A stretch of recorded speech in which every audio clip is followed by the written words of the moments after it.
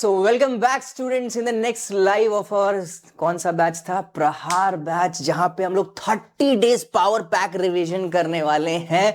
और आज हम लोग आ गए हैं अपने डे 1 ऑफ इकोनॉमिक्स। वैसे तो डे 3 चल रहा है बच्चों, ध्यान रखिएगा। सो बच्चे बिना किसी देरी के शुरू करते हैं। Come on guys, this is Priyansh Dixit, you are watching commerce club. जल्दी से 90% ग्रैब करते हैं, जल्दी जल्दी जल्दी जल्दी जल्दी। तो जल्दी से कॉपी निकालो, जल्दी से फास्ट, ठीक है।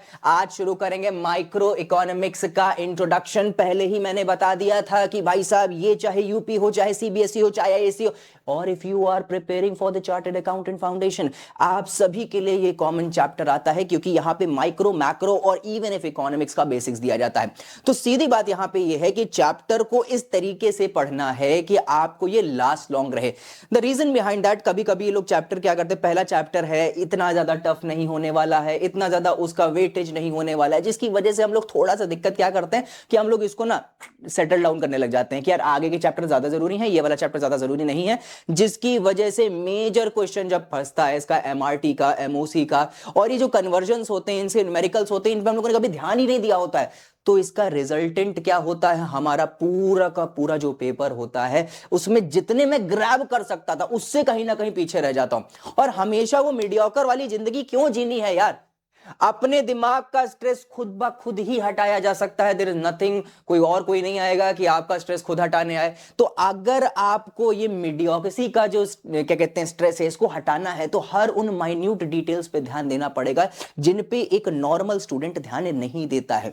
तो चलो बच्चे शुरू करते हैं आज का chapter, that is our introduction to microeconomics. और वैसे तो इसमें मैक्रो वैक्रो सब कुछ आ जाता है। तो सबसे पहले बहुत इत्मीनान से समझेंगे कि पहले यहां पे बात किस चीज की करी जा रही है।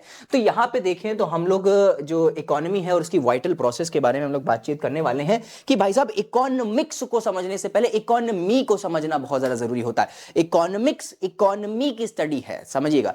इकोनॉमी जो है उसकी जो स्टडी होती है उसे इकोनॉमिक्स कहा जाता है। सॉरी, इकोनॉमी क्या होती है? आप बस घर के बाहर निकलिए और जितना भी आप अपना इंफ्रास्ट्रक्चर देखते हो, जितनी टेक्नोलॉजी देखते हो, जिस फोन पे आप ये लाइव क्लास देख रहे हो, मेरे इर्द गिर्द इतनी सारी जो चीजें हैं, ये सब इकोनॉमी के अंदर ही आती है। अगर मेरा देश इन सारी चीजों को प्रमोट ना कर रहा होता तो शायद आज मैं तुम्हारा स्कूल बंक करवा के तुमको यहां पे पढ़ा नहीं रहा होता।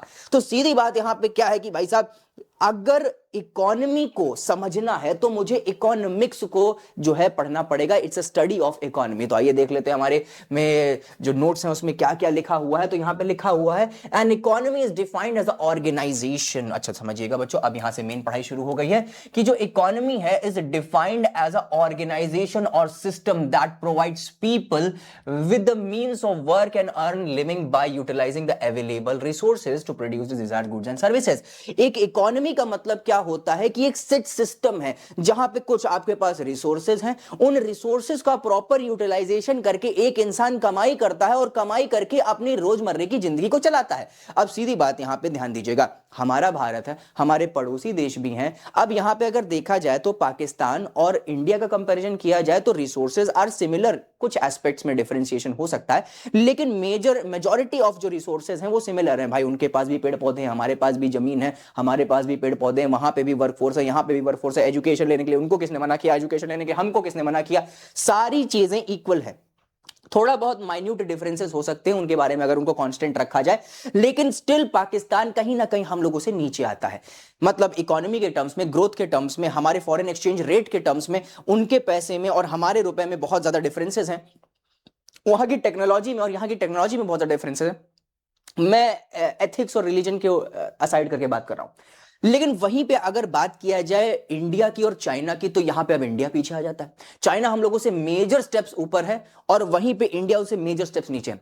अब वहां पे भी रिसोर्सेज वैसे ही हैं जैसे यहां पे रिसोर्सेज है, वहां पे भी इंसान वैसे ही काम कर रहे हैं। इवन इफ हमारी वर्कफोर्स ज्यादा है चाइना से, हमारे पास पॉपुलेशन ज्यादा है, 1.4 जो क्या कहते हैं near about crore of people की, जिसकी क्या कहते हैं जो लिविंग है वो हमारे इंडिया में बैठी हुई है। तो सीधी बात यह है कि हम ऐसा नहीं कह सकते हैं कि हमारी वर्कफोर्स कहीं ना कहीं कम है, हमारी जो डेडिकेशन है वो कहीं ना कहीं सप्लाई कम है। पाकिस्तान के बिहाफ में हम लोग ज्यादा ऊपर चले जाते हैं और चाइना के बिहाफ में हम लोग बहुत ज्यादा नीचे चले जाते हैं। इसका डिफरेंस सिंपल यही है कि वहां की इकोनॉमी इस चीज को प्रमोट करती है और हमारी इकोनॉमी इस चीज को प्रमोट नहीं करती है। वहां की इकोनॉमी प्रोसेसर्स और बड़ी बड़ी क्या कहते हैं इंफ्रास्ट्रक्चर्स, वहां की इकोनॉमी सिलिकॉन चिप्स पे डेवलपमेंट, वहां की कंपनीज एआई, वहां की इकोनॉमी सब चीज को प्रमोट कर रही है। यहां की इकोनॉमी उतनी तरीके से फ्लरिश नहीं कर रही है। और जहां पे इतनी चीजें फ्लरिश हो रही हैं, मतलब एक तरीके से चाइना में जितनी भी चीजें करवाई जा रही हैं उतनी ही चीजें अगर इंडिया में नहीं हो पा रही हैं तो उससे कम पाकिस्तान में नहीं हो पा रही हैं। मतलब सीधा कहने का मतलब यह है कि इकोनॉमी जिस चीज को प्रमोट करती है, मेरी बात को समझने की कोशिश करिएगा, इकोनॉमी जिस चीज को प्रमोट करती है वही चीज हमारी इकोनॉमिक्स में पढ़ाई जाती है। और इकोनॉमी एक सेट स्ट्रक्चर है पूरा का पूरा। किस चीज का ये सेट स्ट्रक्चर है बच्चों, ध्यान दीजिएगा, ये सेट स्ट्रक्चर है उन सारी की सारी रिसोर्सेज का जिनका लोग यूटिलाइज करते हैं और यूटिलाइज करके उसको रिजल्टेंट क्रिएट करते हैं सेल्स में, और सेल्स से पैसा कमाते हैं और पैसे से अपना घर परिवार चलाते हैं।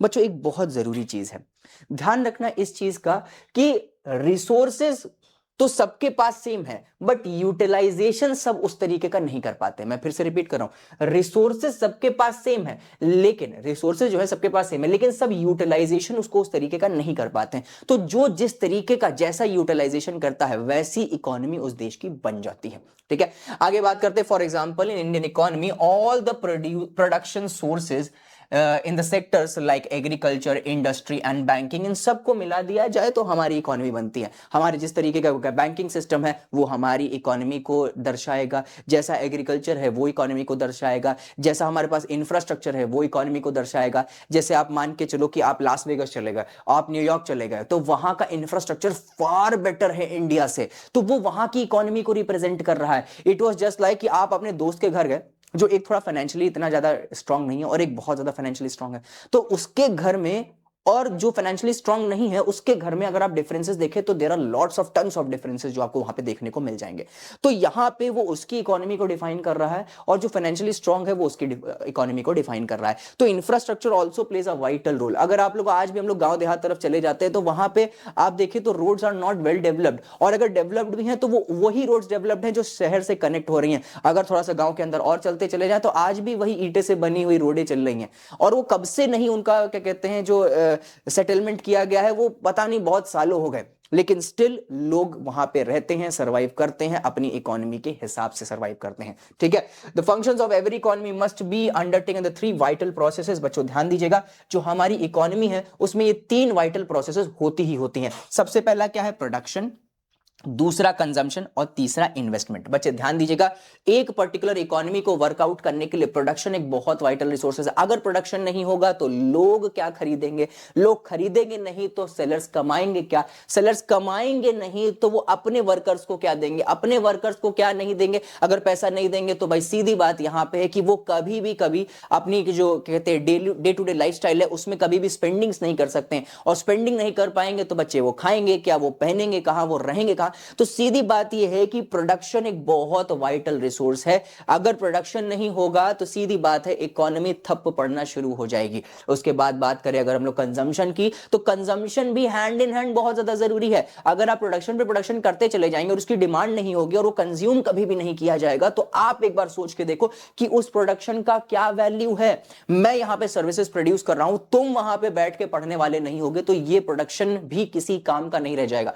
तो प्रोडक्शन के साथ साथ साइमल्टेनियसली कंजम्पशन भी बहुत ज्यादा जरूरी होता है। तो एक हो गया प्रोडक्शन, दूसरा हो गया कंजम्पशन, और तीसरी बात करें अगर हम लोग इन्वेस्टमेंट्स की, तो इन्वेस्टमेंट का मतलब है allocating the resources to increase the future production and capacity. क्या आज जो प्रोडक्शन हो रहा है, आज से 10 साल पीछे देखो जाके, तो क्या उतना प्रोडक्शन आज हो रहा था? नहीं हो रहा था। आज जितना प्रोडक्शन हो रहा है 10 साल बाद फ्यूचर में 2030-35 तक का, क्या इतना प्रोडक्शन होगा? इससे कहीं ज्यादा हो चुका होगा। और ये सारी के सारे इंक्रीमेंट, टेक्नोलॉजिकल अपग्रेडेशन कभी कैसे हो सकते हैं? इन्वेस्टमेंट के थ्रू हो सकते हैं। तो अगर तुम्हें एक बेटर इकोनॉमी चाहिए, एक बहुत अच्छी इकोनॉमी चाहिए, एक वाइटल इकोनॉमी चाहिए, तो उसमें प्रोडक्शन होना भी बहुत ज्यादा जरूरी है, उसमें कंजम्पशन होना भी बहुत ज्यादा जरूरी है, और उसके साथ साथ फ्यूचर एक्सपेक्टेशन के लिए, सस्टेनेबल ग्रोथ के लिए मुझे इन्वेस्टमेंट करना भी बहुत ज्यादा जरूरी होता है। आई होप तुमको इकोनॉमी का मतलब समझ आ गया होगा। अब हम लोग बात कर सकते हैं इकोनॉमिक्स के बारे में। ठीक है, तो बच्चे ध्यान रखना, ये आपके फैक्चुअल रिप्रेजेंटेशन, इसको तुम देख सकते हो अच्छे तरीके से कि भाई सबसे पहले प्रोडक्शन करना बहुत ज्यादा जरूरी है, producing the goods and services. उसके बाद उसका कंजम्पशन होना भी बहुत ज्यादा जरूरी है, जैसे ही कंज्यूम कर लिया, now we have to invest it as well, ठीक है। तो प्रोडक्शन, कंजम्पशन और इन्वेस्टमेंट, ये तीनों मिलके हमारी बनाते हैं क्या, एक प्रॉपर रनिंग इकोनॉमी। और जब मैं इसके बारे में स्टडी करवाऊंगा कि भाई प्रोडक्शन होता है तो कितने तरीकों से हो सकता है, अगर कंजम्पशन होता है तो कौन कौन सा वर्ग किस किस तरीके का कंजम्पशन कर सकता है, और इन्वेस्टमेंट कैसे कैसे प्रोस्पेक्ट्स पे हो सकती है, इन्वेस्टमेंट को करने के लिए क्या क्या चीजों को दिमाग में रखना पड़ता है, इन्वेस्टमेंट कैसे कैसे रिटर्न्स देती है, इन सारी की सारी चीजों के बारे में जब मैं सेपरेट सेपरेट पढ़ाना शुरू करूंगा, द डिफरेंट डिफरेंट चैप्टर्स, तो ये हमारी इकोनॉमिक्स बन जाती है। तो आई होप तुमको इकोनॉमी और इकोनॉमिक्स के बीच में बहुत ज्यादा अच्छा से डिफरेंस पता चल गया होगा। तो बच्चे ध्यान रखना, economy is a separate thing, economics is a separate thing, ठीक है। ओके ओके ओके, आगे बात करते हैं द कोर इकोनॉमिक प्रॉब्लम्स। बच्चे ध्यान रखना, इकोनॉमिक्स जो पढ़ाई जाती है इकोनॉमी के बारे में, वो कारण क्या है उसको पढ़ाने का, क्योंकि हर एक इकोनॉमी हमारी कुछ मेजर प्रॉब्लम से गुजरती है। चाहे हम लोग भारत में रह रहे हो, चाहे हम लोग पाकिस्तान में रहें, चाहे कल को चाइना चले जाएं, उसके बाद क्या यूएसए चले जाएं, हम लोग कहीं भी चले जाएं, बच्चों ध्यान दीजिएगा, हमारी इकोनॉमी, किसी भी देश की इकोनॉमी, ये कुछ पर्टिकुलर प्रॉब्लम से गुजरती ही गुजरती है। सर कौन कौन सी प्रॉब्लम हो सकती है, इसी की वजह से तो इकोनॉमिक्स पढ़ाई जाती है। जो इंसान जितनी अच्छी तरीके से ये इकोनॉमी की प्रॉब्लम सॉल्व कर देता है, तो बच्चे ध्यान रखना, वो उतना ही महान इकोनॉमिक्स बन जाता है, इकोनॉमिस्ट बन जाता है, ठीक है। तो जब देखते हैं the fundamental reason of studying the economics is scarcity. सबसे पहली दिक्कत तो क्या है, स्कैरसिटी की है, यहां पे पहले लिखवा दिया है, ठीक है। स्कैरसिटी एक यूनिवर्सल प्रॉब्लम है, condition where the human wants exceed the available resources.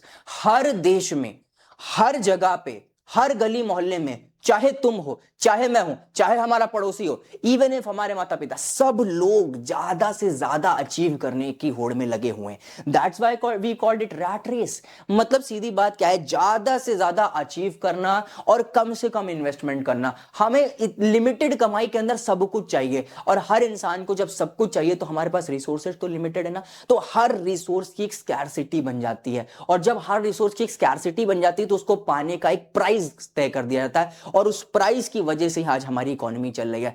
अगर ये रिसोर्सेज स्कैर ना होती, अगर टन्स और क्या कहते हैं, मतलब नियर और अनलिमिटेड अमाउंट ऑफ रिसोर्सेज अगर हमारे पास अवेलेबल होती, तो किसी भी चीज का कोई मूल्य नहीं रह गया होता। तो वो कहते हैं ना, ईवल था तभी तो गॉड की हम लोग को जरूरत पड़ी, अगर प्यास थी तभी हम लोग को पानी की जरूरत पड़ी। और वही चीज कहते हैं ना कि अगर आवश्यकता नहीं थी तो आविष्कार की जरूरत कहां से आई, तो आवश्यकता ही आविष्कार की जननी होती है। मतलब क्रिएशन अगर आविष्कार की हो रही है, इनोवेशन की हो रही है, तो उसके अगेंस्ट में कोई कॉज था, और वो कॉज क्या था, वो नेसेसिटी थी किसी ना किसी चीज की। तो आज अगर हम लोग को जरूरत है कि यार ठंड बहुत हो रही है, यार कुछ गर्मी के लिए मेरे पास हीटर हो जाए, धूप नहीं निकले, अब तो खैर निकलने लग गई, अब एक हफ्ते से धूप नहीं निकली, तो क्या किया जाए, तो अब वहां पे जरूरत पड़ी। अब जरूरत पड़ी तो हमने रिसोर्सेज को इस तरीके से कंबाइन किया कि उसको इलेक्ट्रिसिटी में जैसे ही लगाएं तो वैसे हमारा हीटर जो है, हम लोग, हमारा जो कमरा है उसे गर्म कर दे। तो ये जरूरत पड़ी जिसकी वजह से हम लोगों ने इन्वेंशन करी। अब जो हीटर बन रहा है उसमें जो एलिमेंट लग रहा है, जो कॉइल लग रहा है, और जो इलेक्ट्रिसिटी आप कंज्यूम कर रहे हैं, वो सब कुछ हमारे नेचर ने लिमिटेड क्वांटिटी में हमको दी है। तो अब ये जो हीटर कंबाइन करके मैंने बनाया, ये मैं सबको नहीं दे सकता।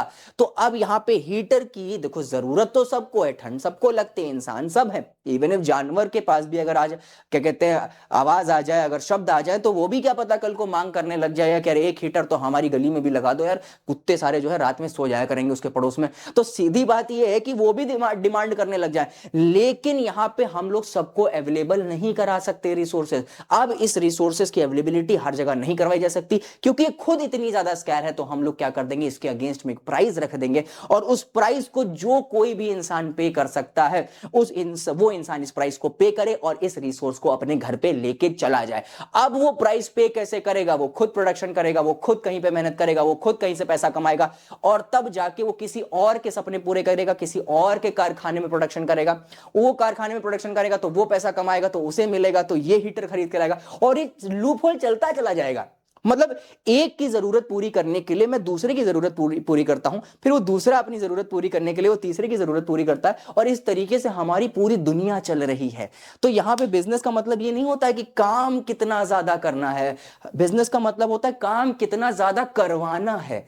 तो हम लोग इस चीज में अभी बात करेंगे, जैसे जैसे हम लोग इकोनॉमिक्स के आगे बढ़ते चले जाएंगे, उसमें हम और सारी की सारी चीजें बातचीत करते रहेंगे, ठीक है। चलो चलो चलो चलो, इतनी चीज तो समझ आ गई। तो स्कैरसिटी का मतलब क्या हुआ, ठीक है चलो, स्कैरसिटी का मतलब क्या हुआ, स्कैरसिटी इज अ सिचुएशन, अभी बात करी थी, वेयर, ऐसी ऐसी सिचुएशन है बच्चे जहां पे डिमांड, ठीक है, डिमांड किसी भी रीजन की वजह से, फॉर एनी रीजन, ठीक है, और फॉर एनी रीजन जो फॉर ये क्या लिखा हुआ है, demand for a resource exceeds its available supply, due to any reason जो डिमांड है वो आपकी एक्सीड कर जाती है किससे, अवेलेबल रिसोर्सेज से, अवेलेबल सप्लाई से, इसी को कहते हैं स्कैरसिटी। बच्चे ध्यान रखना ये एक यूनिवर्सल प्रॉब्लम है, ऐसा नहीं कि सिर्फ भारत में ही है, सिर्फ हमारे सिटी में ही है, सिर्फ हमारे गली मोहल्लों में ही है, सिर्फ हमारी ही दिक्कत है कि हमें बहुत सारी चीजें चाहिए। ये मेरे मोदी जी भी कह चुके हैं, ये दिल मांगे मोर।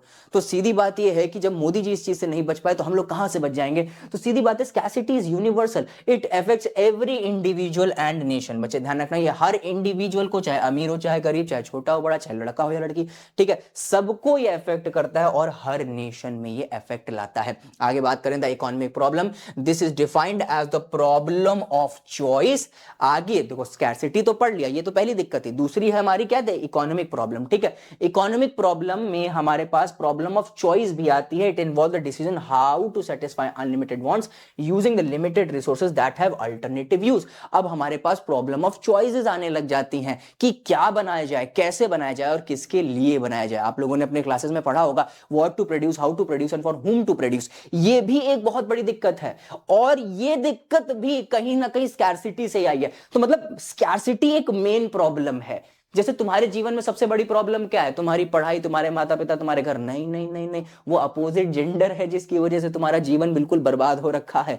तुम चाहे लड़का हो तो तुम्हारे लिए लड़की, और अगर तुम लड़की हो तो तुम्हारे लिए वो लड़का, उसी की वजह से तुम्हारा पूरा का पूरा जीवन बर्बाद हो रखा है और जिस कंडीशन में हो तुम उस कंडीशन में पड़े हुए हो। तो सेम वैसे ही स्कैरसिटी भी मेन वही कोर प्रॉब्लम है जिसकी वजह से सारी की सारी इकोनॉमी की प्रॉब्लम आती है, ठीक है। जिसमें the economic problem, the main economic problem, जो तीन गोल्डन प्रॉब्लम्स हैं, वो द प्रॉब्लम ऑफ चॉइसेस, इसमें what to produce, how to produce and from whom to produce, वो भी स्कैरसिटी की वजह से ही जन्म लेती है। तो कल को अगर तुमसे इकोनॉमिक प्रॉब्लम्स के बारे में पूछा जाता है तो कोर प्रॉब्लम आपकी क्या है, स्कैरसिटी है। दूसरा प्रॉब्लम ऑफ चॉइस है जिसमें what to produce, how to produce and from whom to produce आता है। और बच्चों ध्यान रखना एक है the problem of alternative usage, एक ही पर्टिकुलर चीज के पता नहीं बतेरों यूसेज होते हैं। मेरे पास जमीन है तो मैं इसमें घर भी बना सकता हूं, घर बनाऊंगा तो बिजनेस कहां से करूंगा, तो चलो एक काम करता हूं इस पे दुकान बना लेता हूं। अब दुकान बना लूंगा तो रहूंगा कहां पे, चलो एक काम कर देता हूं, पहले दुकान बना लेता हूं उसके ऊपर घर बना लूंगा। चलो ठीक है, अगर मैं काम करूं यहां पे ना एक पार्क बना देता हूं यार, है पार्क भी चाहिए। अब मेरे पास जमीन तो होती है, मुझे दुकान भी बनानी है, घर भी बनाना है, उसमें पार्क भी चाहिए मुझे, तो इसमें थोड़ा सा लॉन भी चाहिए, तो मैं कहां से लाऊंगा। या फिर यार सब कुछ छोड़ो, इस प्लॉट को पड़ा रहने देते हैं, कल को इसकी जमीन की प्राइस बढ़ेंगे तो इसको मैं इन्वेस्टमेंट, फर्दर इन्वेस्टमेंट की तरह बेच दूंगा, रियल एस्टेट की तरह। तो मैं क्या करूं, मेरे पास बहुत सारे थॉट्स आने लग जाते हैं एक पर्टिकुलर चीज को लेकर। तो एक पर्टिकुलर चीज के अल्टरनेटिव यूसेज है, ठीक है। तो सीधी बात यहां पे ये है कि हर एक रिसोर्स के 100 तरीके के यूज हो सकते हैं और हर एक इंसान 100 तरीके के यूसेज नहीं कर सकता है।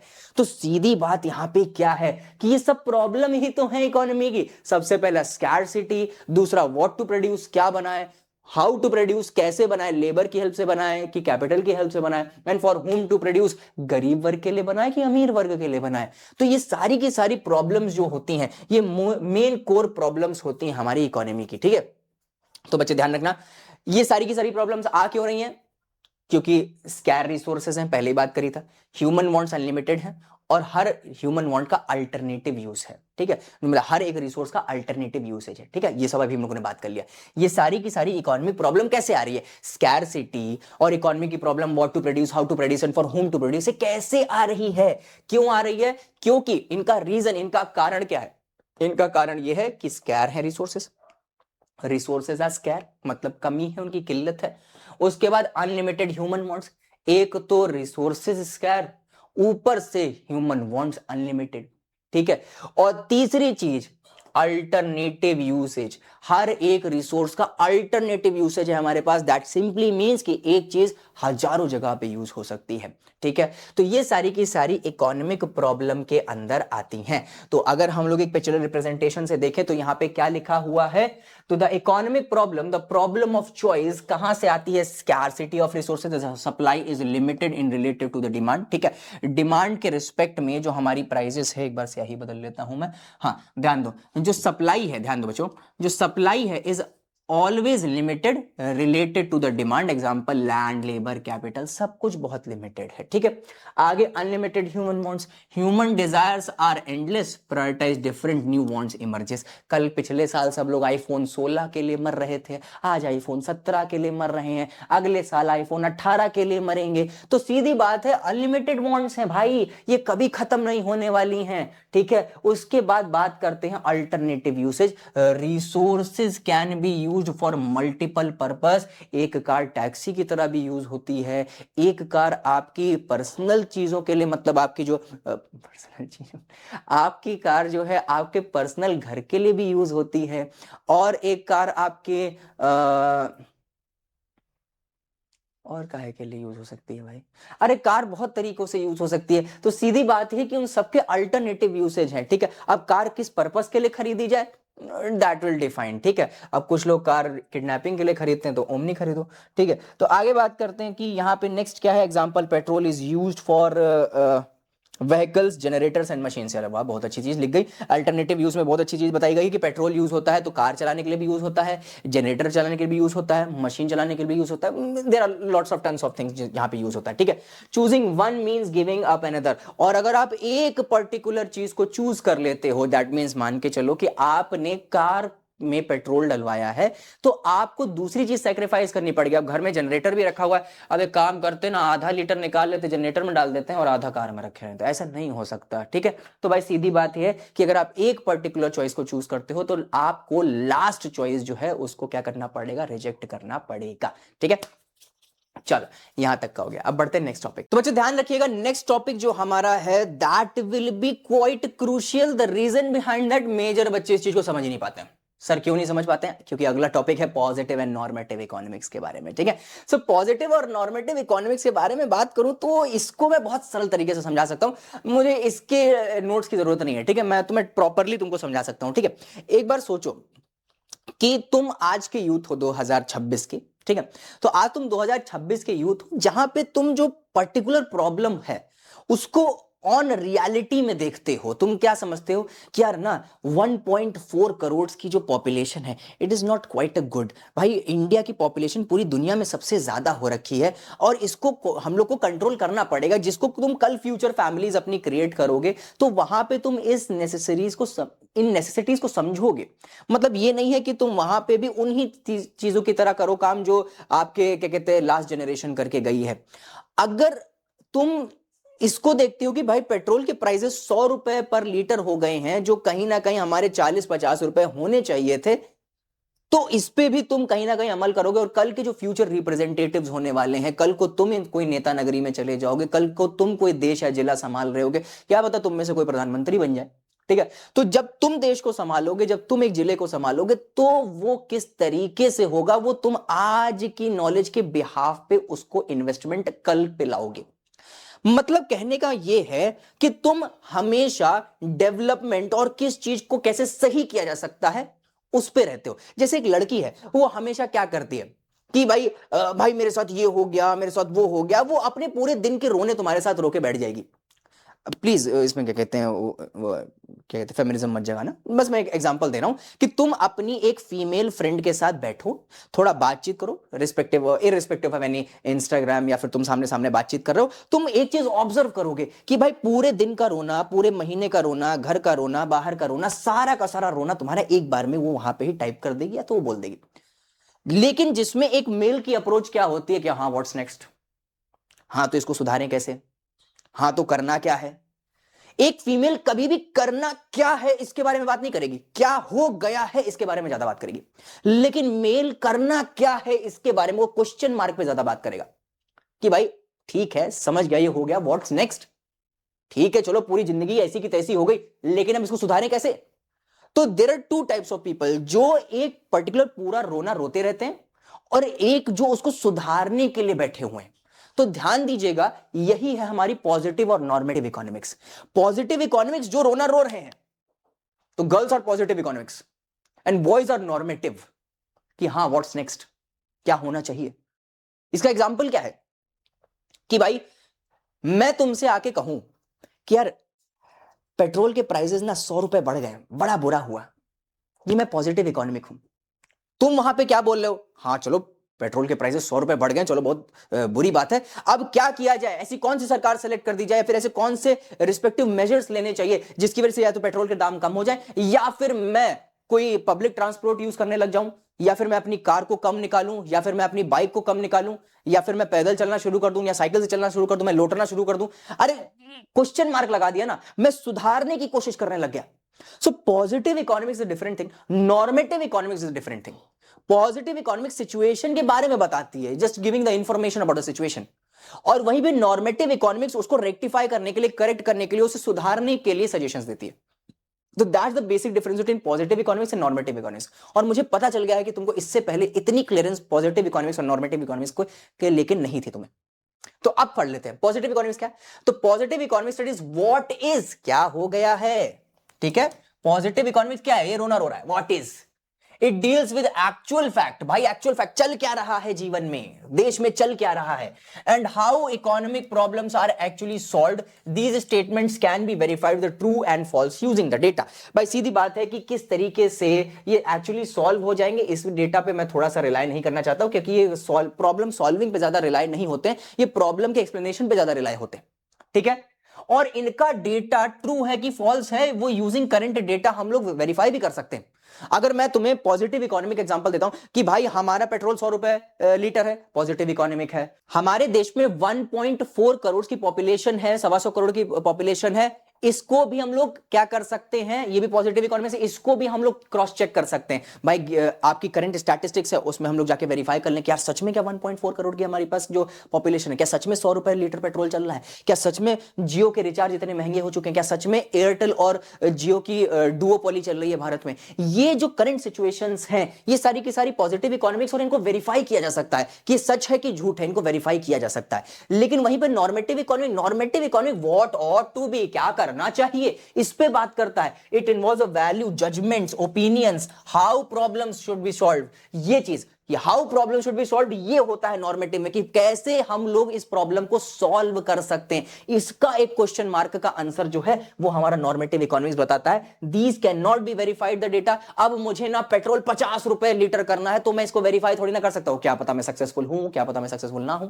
तो भाई जब भी हम लोग किसी भी देश में वोटिंग करते हैं, और जब जो बड़े बड़े नेता आते हैं वो हमें नॉर्मेटिव इकोनॉमिक्स दिखाते हैं कि हम ये सही कर देंगे, हम ये सही कर देंगे, वो पॉजिटिव इकोनॉमिक्स को पकड़ते हैं और नॉर्मेटिव इकोनॉमिक्स का तड़का लगाते हैं कि भाई देश में इतनी महंगाई है, ये पॉजिटिव इकोनॉमिक्स उन्होंने पकड़ी, और मैं इस महंगाई को खत्म करने के लिए ये स्टेप्स लूंगा, ये नॉर्मेटिव इकोनॉमिक्स पकड़ी। अब हम लोग उनके लिए पिघल कैसे जाते हैं, क्योंकि पॉजिटिव इकोनॉमिक्स वेरीफाई हो गई, हाँ यार बात तो सही कह रहा है, महंगाई तो है। और नॉर्मेटिव इकोनॉमिक्स कभी वेरीफाई नहीं हो सकती है, क्योंकि वो तो भाई बस ख्याली पुलाव है कि भाई हम सही कर देंगे, ये कर देंगे, वो करें, तो वो कभी वेरीफाई नहीं हो सकता। तो इसलिए हम लोग उन पे क्या कर जाते हैं, फिसल जाते हैं कि हाँ यार इन्हीं को वोट दे दिया जाए इस साल। फिर वो पॉजिटिव इकोनॉमिक्स तो वैसे ही पड़ी रहेगी, नॉर्मेटिव इकोनॉमिक्स में जो पैसा आया उसको सही करने के लिए वो उनकी क्या कहते हैं क्रेटा और उनकी क्या कहते हैं फॉर्च्यूनर और उनकी काफिला में तेल पड़वा रहा है, और कुछ भी नहीं है। तो सीधी बात यह है कि that's about it positive and normative. Positive जो सिचुएशन के बारे में बताए, ठीक है, focus on the facts and data कि क्या चल रहा है, और नॉर्मेटिव ओपिनियंस देता है, वैल्यूज देता है कि क्या होना चाहिए। आई होप तुमको ये सारी की सारी चीजें समझ आ गई हैं कि भाई पॉजिटिव इकोनॉमिक्स क्या होता है, prices in India constantly rising, जो भारत के प्राइसेस हैं वो बहुत कॉन्स्टेंटली राइज कर रहे हैं। नॉर्मेटिव इकोनॉमिक्स क्या बता रहा है, how the steps to take to control this price, तो मतलब ये कौन कौन से स्टेप्स लेने चाहिए जिससे ये प्राइस जो है ये एक तरीके से सही हो जाए, ठीक है। आई होप तुमको ये पॉजिटिव इकोनॉमिक्स और नॉर्मेटिव इकोनॉमिक्स के बीच का डिफरेंस पता चल गया है, ठीक है। और अब हम लोग बात करते हैं आज के नेक्स्ट टॉपिक और आज के last topic, that is your micro economics and macro economics के बारे में। तो बढ़ते हैं अपने नेक्स्ट टॉपिक पे, that is our micro economics and macro economics का डिफरेंस। बच्चों ध्यान रखिएगा, हमारा जो माइक्रो इकोनॉमिक्स है और जो मैक्रो इकोनॉमिक्स है, both are the different aspect.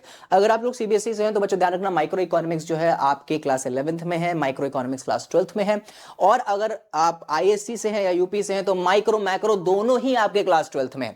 तो मेजरली अगर मैं समझता हूं कि जो टफनेस है आईएससी और यूपी की वो थोड़ा सा बढ़ जाती है, क्योंकि micro economics quite more difficult than the macro economics, ठीक है। अब इन सब के बारे में तो अलग से बात करेंगे, ये सबका अपना अपना पर्सनल एक्सपीरियंस होता है कि किसको कौन सा कठिन लगता है। तो अब बात कर लेते हैं पहले हम लोग एक major difference between micro economics and macro economics के बारे में। तो नियरली एक चीज समझिएगा कि माइक्रो इकोनॉमिक्स में मेजर टीचर क्या आप समझाते हैं कि जब भी मैं इंडिविजुअल के बारे में स्टडी कर रहा होता हूं तो माइक्रो इकोनॉमिक्स होता है, और जब भी मैं एग्रीगेट फैक्टर्स के बारे में बात कर रहा होता हूं, मतलब एक से अधिक लोगों के बारे में बात कर रहा होता हूं, जब मैं एक से अधिक लोगों की डिमांड एंड सप्लाई के बारे में स्टडी कर रहा होता हूं, जब मैं एक से अधिक लोगों के जो एक्सपेंडिचर पैटर्न्स हैं उसके बारे में पढ़ाई कर रहा होता हूं, जब एक इंसान की इकोनॉमी के बारे में बात कर रहा होता हूं तो माइक्रो, जब एक से ज्यादा के बारे में बात हो रहा होता तो मैक्रो। बच्चे ये बिल्कुल गलत है। एक के बारे में बात करो तो माइक्रो, दो के बारे में बात करो तब भी माइक्रो, तीन के बारे में बात करो तब भी माइक्रो, 10 के बारे में बात करो तब भी माइक्रो, 100 के बारे में बात करो तब भी माइक्रो, 1000 के बारे में बात करो तब भी माइक्रो ही कहलाता है। बच्चे ध्यान रखना, एक शब्द होता है एग्रीग्रेट। एग्रीग्रेट का मतलब इकट्ठापन। अगर मैं माइक्रो और मैक्रो के बारे में डिफरेंस दूं तो माइक्रो का मतलब छोटा है और मैक्रो का मतलब बड़ा है। तो जब छोटे लेवल पे इकोनॉमिक्स पढ़ते हैं तो वो बच्चे माइक्रो इकोनॉमिक्स होती है, और जब बड़े लेवल पे इकोनॉमिक्स पढ़ते हैं तो उसे मैक्रो लेवल की इकोनॉमिक्स कहा जाता है। लेकिन छोटे लेवल की इकोनॉमिक्स, माइक्रो इकोनॉमिक्स में सिंगल टर्म तो कभी नहीं आया कि सिंगल पर्सन पे बात हो तो माइक्रो इकोनॉमिक्स है और दो लोगों के बारे में बात करो तो मैक्रो इकोनॉमिक्स है, क्योंकि सिंगल कुछ ज्यादा ही छोटा हो गया। अब भाई सिंगल के बारे में बात करो तो माइक्रो इकोनॉमिक्स नहीं, नैनो इकोनॉमिक्स हो गई एक तरीके से। वो ऐसा कुछ टर्म ही नहीं है हमारे भाई देश में। और ये जो माइक्रो इकोनॉमिक्स और मैक्रो इकोनॉमिक्स है बहुत पुराने सब्जेक्ट्स नहीं है, नियर अबाउट 1940s के टाइम पे ही इन्होंने जन्म लिया है, आजादी के इर्द गिर्द ही, देश की आजादी के इर्द गिर्द ही। तो सीधी बात ये, पहले उससे पहले हमारी सिर्फ इकोनॉमिक्स चलती थी एडम स्मिथ वाली। तो सीधी बात यहां पे क्या है कि यहां पे जो इकोनॉमिक्स है ये दो पार्ट में बाइफरकेटेड है, माइक्रो और मैक्रो। मैक्रो में सबसे ज्यादा एग्रीगेट फैक्टर्स होते हैं, मतलब इकट्ठापन जो होता है वो सबसे ज्यादा होता है किसमें, मैक्रो में होता है, ठीक है। बट माइक्रो के बारे में अगर मैं बात करूं तो इसमें भी एग्रीगेट फैक्टर्स होते हैं, मतलब ऐसा नहीं कि सिर्फ एक पर्सन के बारे में स्टडी करो तभी माइक्रो है, दो के बारे में बात करो भाई तब भी माइक्रो ही कहलाएगी, 10 के बारे में बात करो भाई तब भी माइक्रो कहलाएगी। अगर मैं पूरे देश के बारे में बात करने लग गया तो मैक्रो है, अगर मैं पूरे स्टेट के बारे में बात कर रहा हूं तो मैक्रो है, अगर मैं जिले के बारे में बात कर रहा हूं तो मैक्रो है। एक मार्केट की स्टडी कर ली, मैं यहां से लालबाग चला गया, यहां से मैं क्या कहते हैं नियर अबाउट सरोजनी मार्केट की क्या कहते हैं मैं वो कर रहा हूं, स्टडी कर रहा हूं, तो मैक्रो लेवल में चली गई? नहीं बच्चे, वो मैक्रो लेवल में नहीं जा सकती। मैं गफार मार्केट चला गया, मैं वहां पे जाके स्टडी कर रहा हूं और वो मैक्रो इकोनॉमिक्स हो गई? नहीं बच्चे, वो माइक्रो लेवल में ही रहेगी। Limited number of aggregates micro में भी हैं और maximum level of aggregates macro economics के अंदर आते हैं। तो माइक्रो में भी थोड़े लोग आ सकते हैं, समा सकते हैं, और मैक्रो में भी थोड़े लोग समा सकते हैं। हाँ, अगर मैं बात करूं इंडिविजुअल डिमांड और जो माइक्रो इकोनॉमिक्स में आती है, और एग्रीगेट डिमांड मतलब इकट्ठा डिमांड जो मैक्रो इकोनॉमिक्स में आती है, इन दोनों के बीच में भी एक इकोनॉमिक्स होती है। अब इसके बारे में बात करेंगे प्रॉपर तरीके से, पहले एक एक चीज समझ लेते हैं। तो पहले माइक्रो इकोनॉमिक्स क्या है? Derived from the Greek word mikros that means small. जो स्मॉल लेवल पे इकोनॉमिक्स पे स्टडी करी जा रही है, मतलब इकोनॉमी पे स्टडी करी जा रही है, तो उसे क्या कहते हैं बच्चे? माइक्रो इकोनॉमिक्स कहते हैं। This is the branch analysis of behaviour economic action of the individual units with in the economy. जब मैं इंडिविजुअल और ग्रुप ऑफ इंडिविजुअल यूनिट्स के बारे में जब भी मैं स्टडी करने बैठता हूं तो बच्चे वो माइक्रो इकोनॉमिक्स के अंदर आता है। कि भाई सीधी बात यह है कि जब आप एक इंसान पे बात करेंगे तो मतलब अब मान के चलो एग्जांपल ले लेते हैं डिमांड का। तो जब मैं एक इंसान पे स्टडी कर रहा हूं तो बच्चे आपका वो सिर्फ डिमांड कहलाएगा। एक से ज्यादा के बारे में स्टडी कर रहा हूं, मान के लो मैं, मेरा दोस्त और मेरे 3-4 और चौकड़ी लगी हुई है पूरी, मैं उसकी डिमांड के बारे में बात कर रहा हूं तो उसे मार्केट डिमांड कहा जाएगा। और अगर मैं पूरे देश की डिमांड के बारे में बात कर रहा हूं तो उसे एग्रीगेट डिमांड कहा जाएगा। अगेन हेलो, सबसे पहला क्या हुआ? सबसे पहला हुआ इंडिविजुअल डिमांड, सिर्फ एक इंसान की डिमांड के बारे में बात कर रहे हैं। फिर मैंने बात किया 2, 3, 4, 5, 10 लोग, 20 लोग, तो उसे कहा गया मार्केट डिमांड। फिर मैंने पूरे देश की डिमांड के बारे में बातचीत करी, उसके बारे में पढ़ाई लिखाई करी, तो उसे बोला गया क्या? आपका एग्रीगेट डिमांड। चलिए सप्लाई के बारे में देख लेते हैं। अगर मैं एज अ प्रोड्यूसर हूं और मैं गुड्स सप्लाई करता हूं कहते हैं अलग अलग देश में या फिर अलग अलग मार्केट्स में, तो अगर मैं सिर्फ मेरे बारे में स्टडी हो रही होगी तो बच्चे उसे क्या बोला गया? Individual supply. अगर मेरे जैसे और 3-4 सेलर्स को उठाया गया और उनकी भी स्टडी करी जा रही है, मेरी भी स्टडी करी जा रही है, तो इसे बोला गया बच्चे क्या? इसे बोला गया मार्केट सप्लाई। और अगर पूरे देश के सेलर्स की सप्लाई देखी जा रही है तो उसे क्या बोला गया? Aggregate supply. ध्यान रखना, इंडिविजुअल सप्लाई या इंडिविजुअल डिमांड, मार्केट सप्लाई या मार्केट डिमांड, दोनों माइक्रो इकोनॉमिक्स के अंदर आते हैं, और एग्रीगेट सप्लाई और एग्रीगेट डिमांड ये आपका मैक्रो इकोनॉमिक्स के अंदर आता है। क्यों? क्योंकि बहुत बड़ा एग्रीगेट मैक्रो में ही जा सकता है और सिंगल और थोड़ा बहुत एग्रीगेट माइक्रो में सेटल हो जाता है। अब आपको इसका भी डिफरेंस बहुत अच्छी तरीके से समझ आ गया, ठीक है। तो ध्यान रखिएगा, फोकस क्या करता है, study the specific component such as particular consumer की इनकम, उसकी फर्म, एक स्मॉल ग्रुप ऑफ इंडिविजुअल, देखिए आ गया स्मॉल ग्रुप ऑफ इंडिविजुअल, इन सब के बारे में मेजर फोकस होता है। पूरे देश, पूरे जहान, पूरे सेक्टर, पूरे मोहल्ले के बारे में फोकस नहीं करता है, ठीक है। की टूल्स क्या होते हैं, बेसिकली डिमांड एंड सप्लाई। और उधर क्या की टूल होंगे, मैक्रो इकोनॉमिक्स में क्या टी टूल्स पता है, की टूल्स होंगे भाई, एग्रीगेट डिमांड है, एग्रीगेट सप्लाई, यहाँ पे individual demand, individual supply, market demand, market supply. Macro में क्या होगा, एग्रीगेट डिमांड और एग्रीगेट सप्लाई, ठीक है। आगे बात करते हैं, फाउंडर कौन है भाई, एडम स्मिथ है, ठीक है, consider to be founded of this field, ठीक है। एडम स्मिथ मेजरली इस फील्ड के फाउंडर कहलाए जाते हैं। इंपॉर्टेंस क्या है, it provides the foundation understanding how an economy functions. Major इसका काम क्या है कि किस तरीके से हमारी इकोनॉमी फंक्शन करती है। माइक्रो इकोनॉमिक्स को जब आप पढ़ोगे तब जाके आप मैक्रो लेवल की चीजें पढ़ पाओगे, ठीक है। तो ये फाउंडेशन, एक बेस बनाती है किसके, मैक्रो इकोनॉमिक्स के लिए। तो क्लास 11th में माइक्रो इकोनॉमिक्स पढ़ाई जाती है, इसीलिए क्लास 12th में मैक्रो पढ़ाई जाती है। अच्छा, आगे टर्म्स में आप सीए में जाओगे या फिर यूपीएससी में भी इवन इफ ये पूछा जाता है तो क्या दोनों ही आएंगे कि एक ही आएगा, तो बच्चे ध्यान रखना, बड़े कंपैटिटिव कोर्सेज के अंदर बच्चे ये माइक्रो इकोनॉमिक्स की पूरी बुक और मैक्रो इकोनॉमिक्स की पूरी बुक दोनों ही कंबाइन पूछी जाती है, ठीक है। आई गेस माइक्रो इकोनॉमिक्स हो गया है, तो अब बात करते हैं बच्चे हम लोग का क्या, मैक्रो इकोनॉमिक्स। तो मैक्रो इकोनॉमिक्स क्या है, मैक्रो इकोनॉमिक्स क्या है, तो मैक्रो इकोनॉमिक्स ये बच्चे क्या है, एक ये भी ग्रीक वर्ड से आया है मैक्रोस, दैट मींस ये लार्ज है।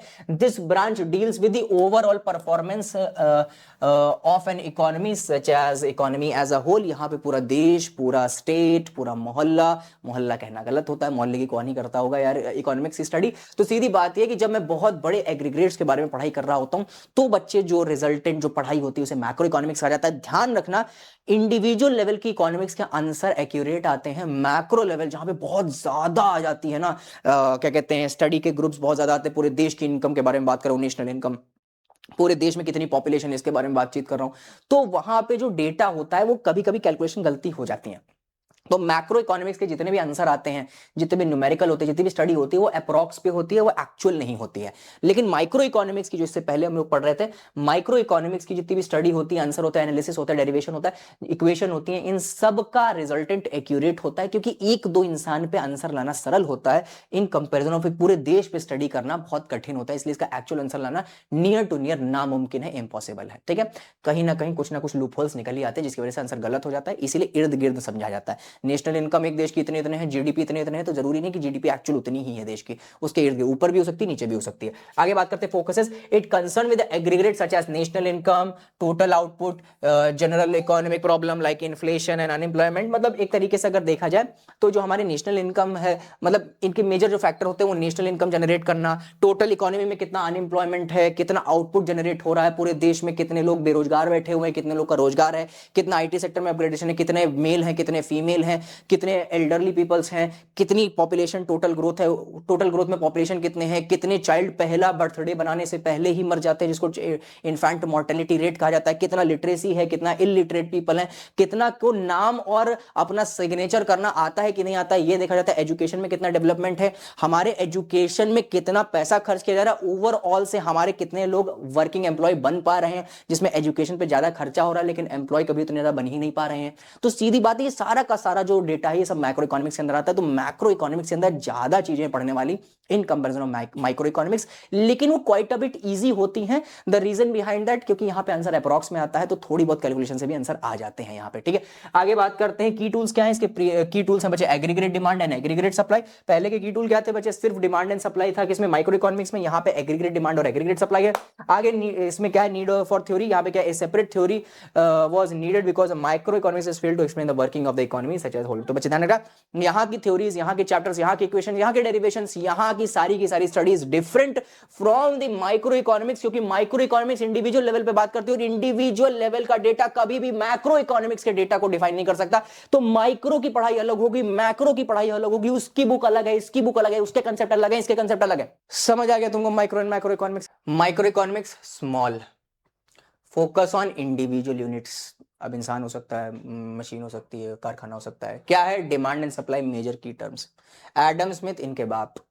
स्कोप क्या है, price, resources allocation, demand supply, ये सारी की सारी इंडिविजुअल यूनिट पे जितनी भी पढ़ाई हो। मैक्रो इकोनॉमिक्स, मैक्रो सबसे है large, focus on whole world, whole economy basically as a whole. अब देश के बारे में बात करो, जिले के बारे में बात करो, स्टेट के बारे में बात करो, की टूल क्या है? Aggregate demand and aggregate supply.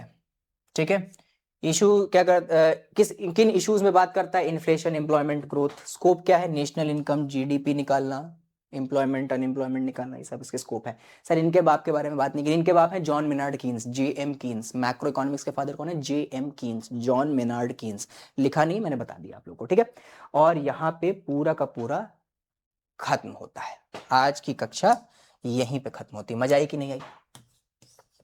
आज यहीं पे खत्म होता है। मजा आई कि नहीं आई? मजा आया कि नहीं आया?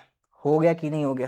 प्रॉपर रिवाइज हो गया ना? इसी को कहते हैं यार, इसीलिए कह रहे थे अगर तुम मेरे साथ 30 दिन मेहनत कर लिए, कोई माइका लाल नहीं रोक सकता तुमको प्रॉपर स्कोर करने के लिए।